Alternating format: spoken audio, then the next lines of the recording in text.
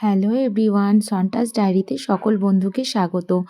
আজকে আমি এখানে করছি তড়কা, চিকেন তড়কা। তো চিকেন তড়কা করার জন্য আমি ডালটা আগে থেকে একটু ভিজিয়ে রেখেছিলাম। তো তার মধ্যে ডালটা আমি এখানে সিটি দেওয়ার জন্য একটা সিটি দিয়ে দিয়েছিলাম। তার মধ্যে আমি নুন, হলুদ আর লঙ্কা গুঁড়ো দিয়ে মানে পরিমাণ মতন জল দিয়ে আমি প্রেসারে একটা সিটি দিয়ে দেবো। তো প্রেসারে সিটিটা দেওয়ার পর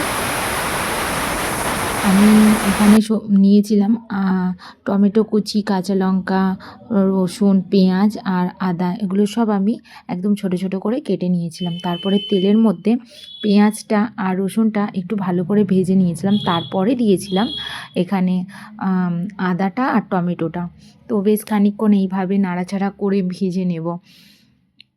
ভালো করে ভাজা হয়ে গেলে তার মধ্যে আমি চিকেনের কিমাটা বেশ খানিকক্ষণ আগে জল ঝরিয়ে রেখেছিলাম, তার মধ্যে চিকেন কিমাটা দিয়ে দিলাম। এবারে সব এই মশলার সঙ্গে মানে এই আদা, রসুন, পেঁয়াজ আর এই চিকেনটা দিয়ে বেশ খানিকক্ষণ নাড়াচাড়া করে চিকেনের যে এক্সট্রা জলটা আছে সেটা আমি শুকিয়ে নেব ভালো করে। তার মধ্যে এখানে দেব লঙ্কার গুঁড়ো, 2 চামচ মতো লঙ্কা গুঁড়ো দিয়েছিলাম, আর কাঁচা লঙ্কা আমি এখানে কেটেও দিয়েছিলাম। তো তোমরা যে যেমন ঝাল খাও সেরকম অনুযায়ী কাঁচা লঙ্কা দেবে। আমি অল্প করেই কাঁচা লঙ্কা কেটে দিয়েছিলাম, কারণ আমার ছেলেটাও খাবে বলে আমি বেশি ঝাল দিইনি। তো যাই হোক, এখানে নুন, হলুদ, কাঁচা লঙ্কা আর জিরে গুঁড়ো দিয়ে বেশ মশলাটা ভালো করে কষিয়ে নেব। কষানোর পর ওদিকে আমি প্রেসারের যে ঢাকনাটা দেওয়া ছিল সেটা আমি খুলে দেবো, কারণ ডালটা বেশি সিদ্ধ হয়ে গেলে তখন আবার ভালো লাগবে না। তো এইভাবে মশলাটা খানিকক্ষণ ধরে একটু সময় নিয়ে কষিয়ে নিয়ে তারপরে আমি কষানোর সময় একটু জল অ্যাড করিনি, এমনি কষিয়েছিলাম। তো আর এক সাইডে আমি একটু তাওয়া গরম করে সেখানে আমি একটু কাসুরি মেথি শুকনো খোলায় ভেজে নিয়েছিলাম। এই যে ভেজে তারপরে সেই মশলা কষানোর জায়গাটায়, মানে যেখানে মশলাটা আমি কষাচ্ছিলাম সেখানে দিয়ে দিয়েছিলাম। কাসুরি মেথিটা দিলে না তড়কার আলাদা একটা স্মেল আসে। তো আমি এখানে মানে তড়কার যে মশলাটা সেটাই দিতে ভুলে গেছিলাম, মানে আমার খেয়ালই ছিল না যে আমি এখানে তড়কা মশলা দিইনি।